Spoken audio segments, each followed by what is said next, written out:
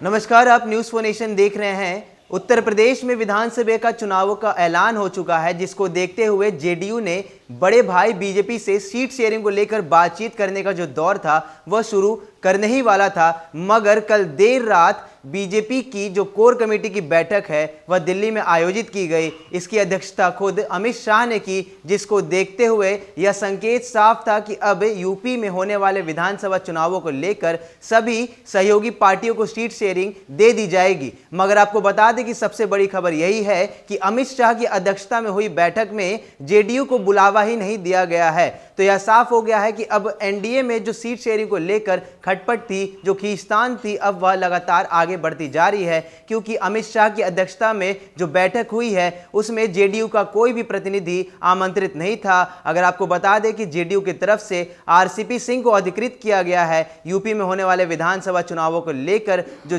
जितनी भी जेडीयू को सीटें मिलने वाली है वह सब आरसीपी सिंह के अधिकृत में आती हैं। मगर कल देर रात हुई बैठक में जेडीयू के किसी भी प्रतिनिधि को बुलावा नहीं दिया गया। एनडीए के सहयोगी दल की बात करें तो अपना दल से अनुप्रिया पटेल और निषाद पार्टी के प्रतिनिधि दिल्ली स्थित बीजेपी कार्यालय पहुंचे थे, मगर जेडीयू का कोई भी प्रतिनिधि वहां मौजूद नहीं था। अब सबसे बड़ी खबर यही है कि क्या जेडीयू अकेले चुनाव यूपी में लड़ने वाली है। जेडीयू ने भी साफ संकेत दिए थे कि अगर सीट शेयरिंग को लेकर बात नहीं बनती है तो वह 51 सीटों पर चुनाव लड़ेगी, वो भी अपने दम पर। देखिए हमारी इस रिपोर्ट में कि किस प्रकार बीजेपी ने कल देर रात जेडीयू को एक बड़ा धक्का दिया है यूपी में होने वाले विधानसभा चुनावों से ठीक पहले। यूपी चुनाव के लिए एनडीए में सीट शेयरिंग को लेकर गृह मंत्री अमित शाह ने कल देर रात दिल्ली स्थित बीजेपी कार्यालय में अपने सहयोगी दलों के साथ बैठक की। बैठक में अनुप्रिया पटेल और संजय निषाद पहुंचे हुए थे। देर रात तक चली इस बैठक में सीट शेयरिंग को लेकर बीजेपी के फॉर्मूले पर सहमति बनी है। आज बीजेपी के सीईसी की मीटिंग के बाद इसका ऐलान हो सकता है। पिछले विधानसभा चुनाव में बीजेपी ने अनुप्रिया पटेल की अपना दल को 11 सीटें दी थी। इसमें से 9 सीटों पर अनुप्रिया पटेल की पार्टी ने जीत हासिल की थी। इस बार अपना दल को पहले से ज़्यादा सीटों पर चुनाव लड़ने का मौका मिल सकता है। संजय निषाद की निषाद पार्टी को भी सम्मानजनक सीट समेत एमएलसी और मंत्री पद जैसी चीज़ों को लेकर भी समझौता हो सकता है।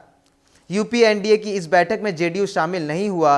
बिहार के मुख्यमंत्री नीतीश कुमार की जेडीयू भी पिछले कई महीनों से यूपी में एनडीए के साथ चुनाव लड़ने का दावा कर रही थी। जेडीयू ने बीजेपी के शीर्ष नेतृत्व को यूपी की उन 22 सीटों की सूची भी भेजी थी जहां पर पार्टी एनडीए में रहकर चुनाव लड़ना चाहती है। कल देर रात चली यूपी एनडीए की बैठक में जदयू की अनुपस्थिति ने यह साफ कर दिया है कि यूपी में अब तक जदयू के साथ गठबंधन पर सहमति नहीं बन पाई है।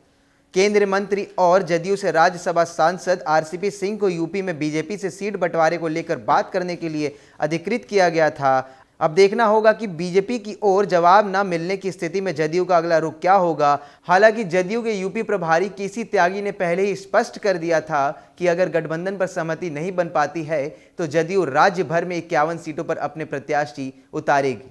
तो गृह मंत्री अमित शाह की अध्यक्षता में कल बीजेपी कार्यालय में बैठक होती है, जिसमें एनडीए के तमाम सहयोगी दलों को बुलावा जाता है, मगर उसमें जदयू नदारद रहता है। आपको बता दें कि एनडीए की तरफ से अपना दल की अनुप्रिया पटेल और निषाद पार्टी के संजय निषाद उस मीटिंग में मौजूद तो रहते हैं, मगर गौरतलब करने वाली बात यही है कि जदयू वहां पर किसी भी प्रतिनिधि को नहीं भेजता। सबसे बड़ी बात यह है कि बीजेपी की तरफ से जदयू को जो आमंत्रण है वह दिया ही नहीं गया था। इससे पहले आपको बता दें कि आरसीपी सिंह को अधिकृत किया गया है तमाम यूपी में होने वाले विधानसभा चुनाव को लेकर जो सीट शेयरिंग उस पर बात करने के लिए, मगर साफ हो गया है कि बीजेपी ने जदयू को तो बुलावा नहीं भेजा है। इससे अब लगातार बातें सामने आ रही हैं कि अब जदयू अकेले दम पर यूपी में चुनाव लड़ेगा। जदयू ने भी यह पहले ही साफ कहा था कि अगर बीजेपी से सीट शेयरिंग को लेकर ठीक से बात नहीं बन पाती है, सहमति नहीं बन पाती है, तो जदयू अकेले 51 सीटों पर चुनाव लड़ सकती है। तमाम खबरों में बने रहने के लिए आप देखते रहिए न्यूज़ फॉर नेशन।